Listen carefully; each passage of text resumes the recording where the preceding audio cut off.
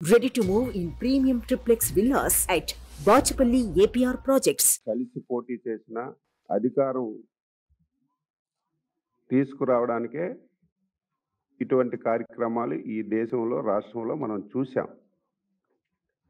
First time Andhra Pradesh రాష్ట్రంలో 5 కోట్ల మంది ప్రజలు శ్రేయస్సు గురించి ఒక దుర్మార్గుడు ఈ రాష్ట్రానికి ముఖ్యమంత్రిగా బాధ్యతలు తీసుకున్న తర్వాత ఆంధ్రప్రదేశ్ రాష్ట్రాన్ని ఇంత దారుణమైనటువంటి పరిస్థితికి తీసుకెళ్ళినటువంటి సందర్భాలు లేవు. 5 కోట్ల మంది ప్రజలు అన్ని వర్గాలు ఈ 5 సంవత్సరాల్లో ఎన్ని ఇబ్బందులు పడ్డారు. అందులో ఈ రాష్ట్రంలో ప్రధానమైనటువంటి వర్గాలు హరిజన, గిరిజన, బడుగు, బలహీన వర్గాలు. ఈ వర్గాలపైన ప్రత్యేకంగా కక్షగట్టి ఈ ముఖ్యమంత్రి ప్రభుత్వం ఉక్కు పాదంతో దమనకాండ చేసినటువంటి విషయం కూడా మీరు ఈ వైసీపీ బారి నుంచి రాష్ట్రాన్ని రక్షించాలి. ఈ రాష్ట్రంలో ప్రతి ఒక్కరూ బాధితులే. ఈ బాధితులకు అండగా ఉండాలి.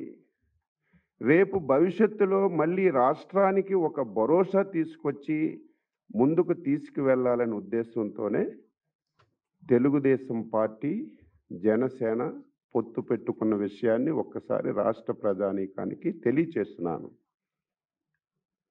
ఈ పొత్తు పెట్టుకొని ఒక సిస్టమేటిక్గా ముందుకెళ్తున్న విషయం కూడా ఈ సందర్భంగా గుర్తు చేస్తున్నాను. మొన్న 24వ తారీఖున ఆంధ్రప్రదేశ్ చరిత్రలో ఎప్పుడూ లేని విధంగా 2 పార్టీలు కలిసి దాదాపుగా 99 స్థానాలకి అభ్యర్థుల జాబితాని విడుదల చేసి ఒక చరిత్ర సృష్టించిన విషయం కూడా గుర్తు చేస్తున్నాను.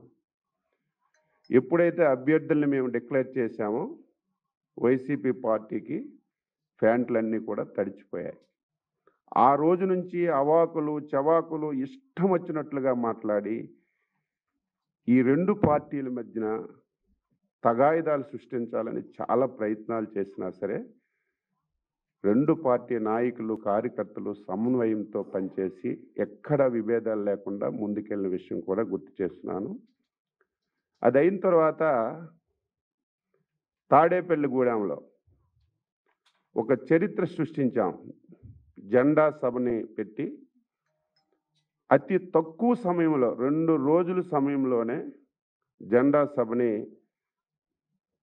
జరిపి కార్యకర్తల్లో నూతన ఉత్సాహాన్ని నింపిన విషయం కూడా ఈ సందర్భంగా తెలియజేస్తున్నాను.